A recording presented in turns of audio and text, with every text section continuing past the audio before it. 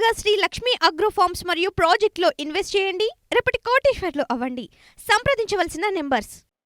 ఇదేమి మిత్రధర్మం? Nominated పదవులపై BJP Janasena నేతల కినుకు. చంద్రబాబు మిత్రపక్షాలకు ద్రోహం చేశారని మండిపాటు.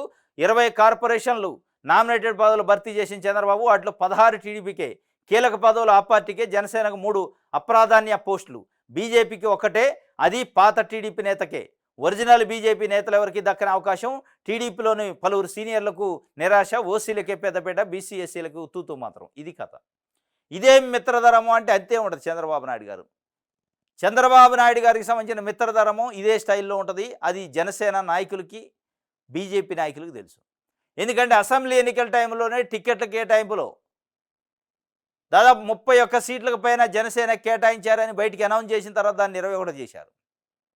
5 ఎంపీల నుంచి 2 ఎంపీలకు తీసుకొచ్చారు. ఇక బీజేపీకి కేటాయించిన స్థానాల్లో కూడా తెలుగుదేశం పార్టీని రాజీనామా చేసిన నాయకుల్ని బీజేపీలో పంపించి ఈయనకు సంబంధించిన మనుషులు గట్టికెళ్ళి తెచ్చుకుంటూ అది నెల్లిమర్ల కానీ అట్లాంటి దగ్గర. ఇక ఈ మిత్రధర్మం అట్లే ఉంటుంది. దాంట్లో పెద్ద డౌట్ పడాల్సిందే లేదు.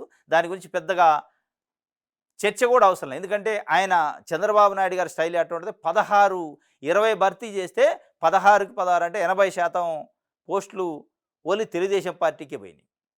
మిగతా 20%లో ఈ జనసేన, బీజేపీకి ఒక్కటి వచ్చింది. అది కూడా లంకా దినకరణ. ఆయన తెలుగుదేశం పార్టీ మాజీ నాయకుడు, తెలుగుదేశం నుంచి బీజేపీలో జాయిన్. జనసేనకు 3 ఇచ్చారు. ఆ 3లో కూడా అప్రాధాన్యమైన పోస్టులు ఇచ్చారని సాక్షి పేపరు ఒక వార్త రాసింది. ఇదేమి మిత్రధర్మం అంటే అది అంతే ఉంటుంది చంద్రబాబు నాయుడు గారు కాబట్టి. లోపించిన సామాజిక సమతుల్యం కూడా లేదట. ఇలా ఆంధ్రజ్యోతి పత్రికలో బడుగులకి ఏదో లబ్ధి చేకూర్చినట్టు ఈనాడు పత్రికలో నామినేటెడ్ పదవులు నజరానా బడుగులకి అని రాశారు. ఏంది బడుగులకు వచ్చింది? ఏడొచ్చింది బడుగులకి? అందుకే సామాజిక సమతుల్యం లేదు అని చెప్పి సాక్షి పేపరు ఇచ్చింది. ఎందుకంటే 20 పోస్టులు, 20 నామినేటెడ్ పదవులు నింపితే మాది బీసీ పార్టీ అని చెప్పుకుంటున్నా తెలుగుదేశం పార్టీ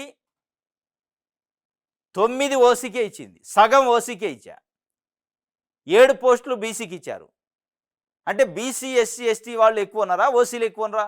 దాదాపు 80% ప్రజానికం ఇవాళ బీసీ, ఎస్సీ, ఎస్టీలు ఉంటే 80% పోస్టులు వాళ్ళకి ఇవ్వాల్సింది పోయి సగం పోస్టుల దాకా ఓసీకి ఇచ్చి సామాజిక సమతుల్యం ఉంది, బడుగులకి పెద్దపేట వేసిందని రాశారు.